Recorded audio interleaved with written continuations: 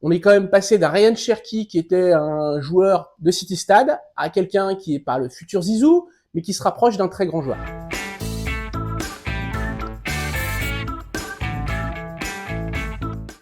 Bonjour à tous, Gonz et Fenat, bienvenue sur But Football Club. Content de vous retrouver pour une nouvelle question Olympique Lyonnais. Cette semaine, on va parler de Ryan Cherki. Mais avant cela, le pouce et la petite clochette pour s'abonner. Voilà. Donc maintenant, Ryan Cherki est-il en train de devenir le crack qu'on espérait tant à Lyon? La réponse, c'est que ça en prend sérieusement le chemin, et si c'est pas encore le cas à 100%, ça sent bon quand même. Ça sent très bon. On est quand même passé d'un Ryan Cherki qui était un joueur de City Stade à quelqu'un qui est pas le futur Zizou, mais qui se rapproche d'un très grand joueur. Voilà, ce qui a changé déjà, c'est l'efficacité. Alors John Textor avait raison quand il parlait d'un joueur plus heureux, quand il se laissait pousser les cheveux et qui allait revenir dans l'équipe.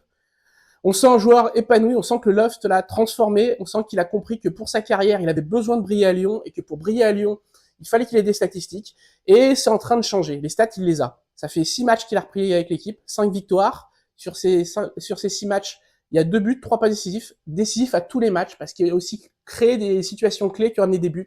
Le CSC de Palois contre Nantes, le but de Malik Fofana à Toulouse, tout ça, c'est pas des pas décisifs pour lui, mais c'est tout comme, parce que c'est lui qui a fait la différence. Et au-delà de ça, on a le sentiment aujourd'hui que Ryan Cherki avance, a compris que le jeu passait par le jeu, que ses gestes techniques n'avaient de sens que s'il servait à l'équipe.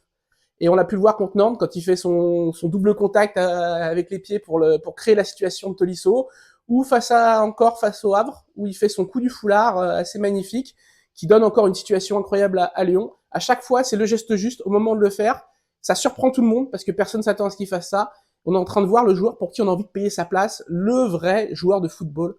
Et là, ça commence à être très très fort. Faut pas oublier qu'il n'a que 21 ans, et donc tout ça amène quand même pas mal d'espoir pour la suite. Mais après la suite, est-ce que ça sera à Lyon? On peut se poser la question. Est-ce que déjà ça sera en équipe de France? Parce que pour l'instant, Didier Deschamps, les joueurs de l'OL aiment pas trop ça. Et bon, Cherki paye sans doute ça. Après, c'est pas bien grave. On préfère l'avoir à Lyon que de le voir s'ennuyer en équipe de France comme l'équipe nous ennuie.